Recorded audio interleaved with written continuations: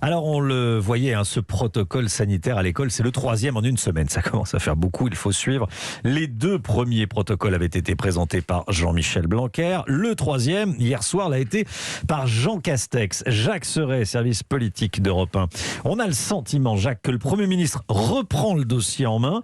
C'est compliqué pour Jean-Michel Blanquer en ce moment ? Oui, le ministre de l'Éducation est critiqué jusque dans son propre camp et se retrouve sous pression.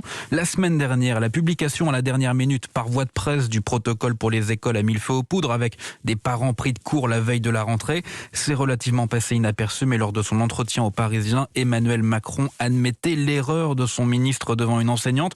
Vous avez raison, je vous donne le point, il faut plus d'anticipation, concédait-il. Une semaine plus tard, les protocoles n'ont cessé de changer, d'évoluer, et c'est Jean Castex qui monte au créneau. Dans la Macronie, certains y voient là un désaveu du Premier ministre pour Jean-Michel Blanquer. Et si Matignon reprend ce dossier, c'est que l'exécutif sent la colère monter chez les Français. Ce week-end, de nombreux députés qui étaient dans leur circonscription ont fait remonter ce qui se passait concrètement sur le terrain. Difficulté de s'approvisionner en autotest, impossibilité de prendre un rendez-vous pour un test PCR près de chez soi dans certains secteurs.